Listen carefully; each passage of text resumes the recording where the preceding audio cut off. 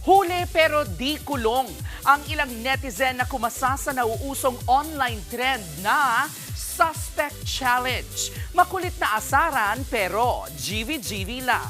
Nasa frontline ng balitang yan, si MJ Marfori. Real talk pa more! Suspect, mukhang garapata. Ang pangit nun ha. Ang sarap mong tirisin. Suspect, may 10 pangalan. Tawa lang pikon! Suspect, pandot.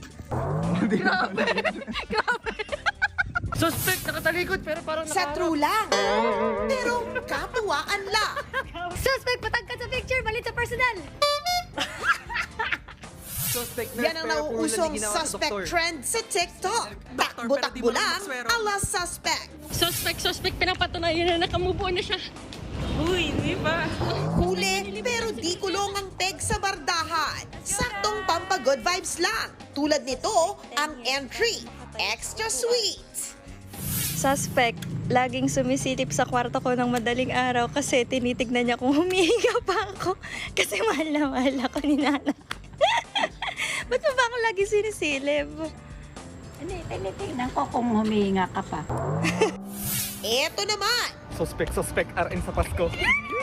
taray, magpapaskong lisensyado. Si kuya naman, mukhang natotoo. Takbuan dyan na yung tulis. Gagi na tres ako. Char-char lang po, ah. Kahit ang ating Nation's Pro Group, nakitakbo rin. Suspect, fruit salad, sunod-sobra na lang ihahain, pero kinabukasan nakakainin. Ang vocal champs sa KZ Tandingan, Kyla, Yeng Constantino at Jason D, winner din sa kani-kanilang entry. A suspect ay 5 feet ang press release pero 4'11 lang talaga. Ayon sa report ng Forbes, spin-off ng 2023 meme na We're X, of course, We Y. Ang challenge na ito, pabirong paglalarawan sa iyong mga minamahal at kaibigan. Basta ang goal, wag lang masyadong seryoso. Nagbabalita mula sa Frontline, MJ Marfori, News 5. Mga kapatid, ito po ang inyong K-Alaman Queen, Kalad Karen. Always remember na ang K-Alaman ay K-Yamanan. Kaya para sa latest showbiz news at dagdag impormasyon, mag-follow at mag-subscribe sa social media pages ng News 5. Okay?